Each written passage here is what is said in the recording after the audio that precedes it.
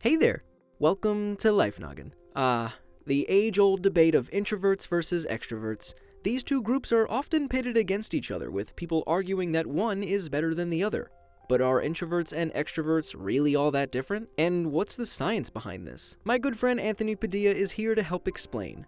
Anthony, take it away. Gladly. Society has some pretty typical stereotypes for introverts and extroverts. One is cuddled up with a book in bed, and the other is out being the life of the party. But there's actually a big misunderstanding about what truly makes someone one or the other. Being introverted or extroverted isn't dictated by how you spend your free time. It all depends on how you recharge when you're feeling low. Introverts do it alone, extroverts with others. How someone recharges may not seem like a huge deal, but it has some pretty interesting impacts. One's social life, career, even internet usage can be affected. And these differences aren't just external. The brains of introverts and extroverts are actually surprisingly different. Let's start by looking at dopamine, a chemical in the brain that causes an influx of good feelings. Extroverts receive more of it during high-energy, exciting activities than introverts do. It's been found that introverts have less blood flow in certain regions with a lot of dopamine terminals,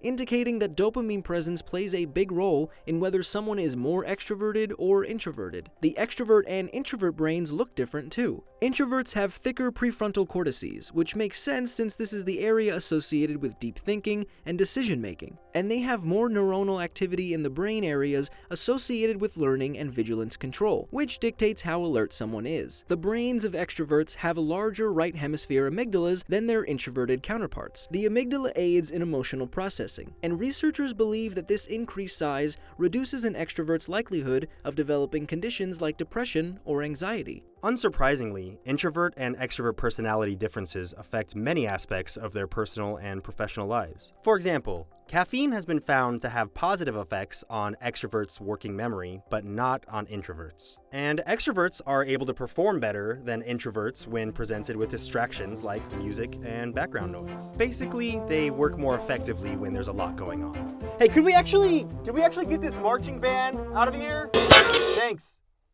Thank you.